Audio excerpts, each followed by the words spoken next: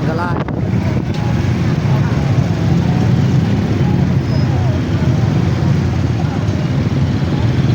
เทวดาคน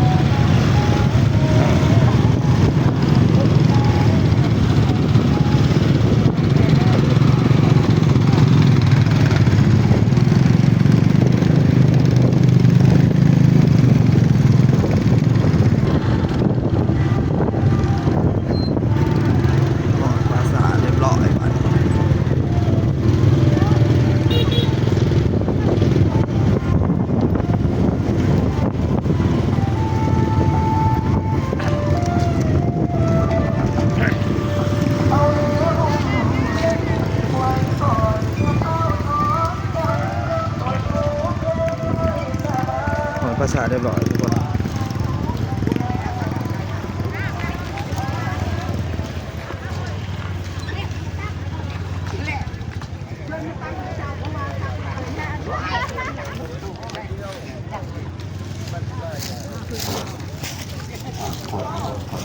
เนี่ยก็สิประมาณ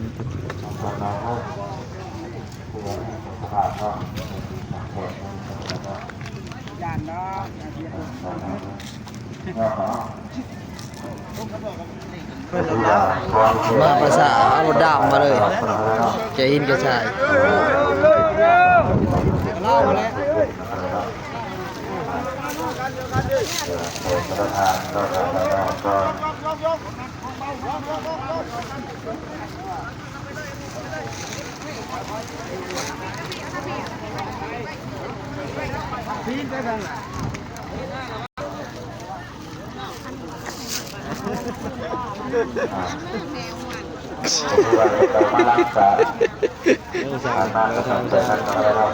กูสาว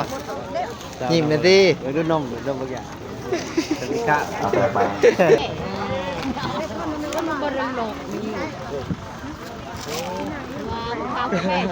โม่ลอยไม่ได้การครับเพื่อนแล้วมันไงก็ถ่ายหูกกันนะครับเนาะที่ว่าให้ยับใหญ่ใส่สวยกันเนาะ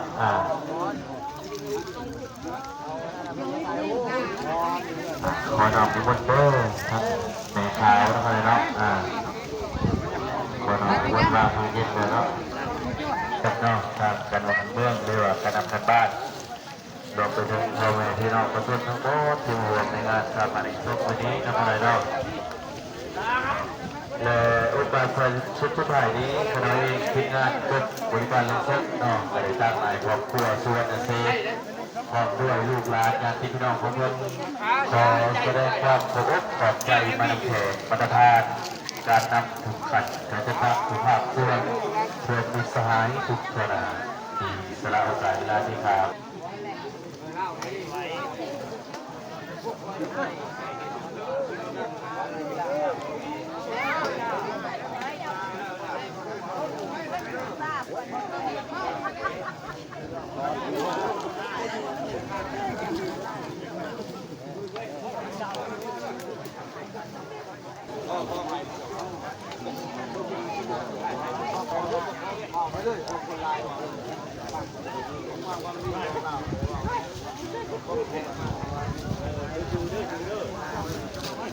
บอกด้วยบอก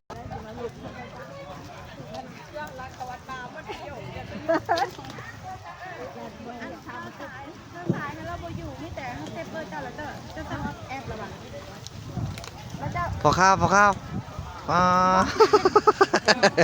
อันตรายอันนี้หัวดาคน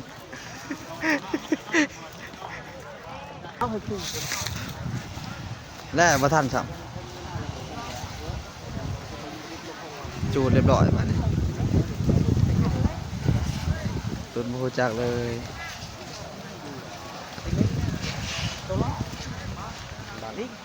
คือบ่ดังเลยคือจีดมาเดียว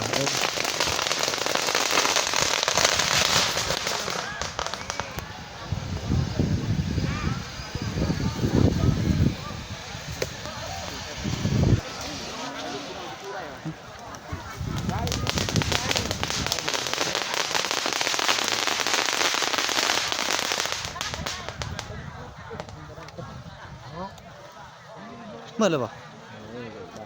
3 ลูกได้ยัง2ยัง หมดแล้วบ่มีบังตึกตึกกลับ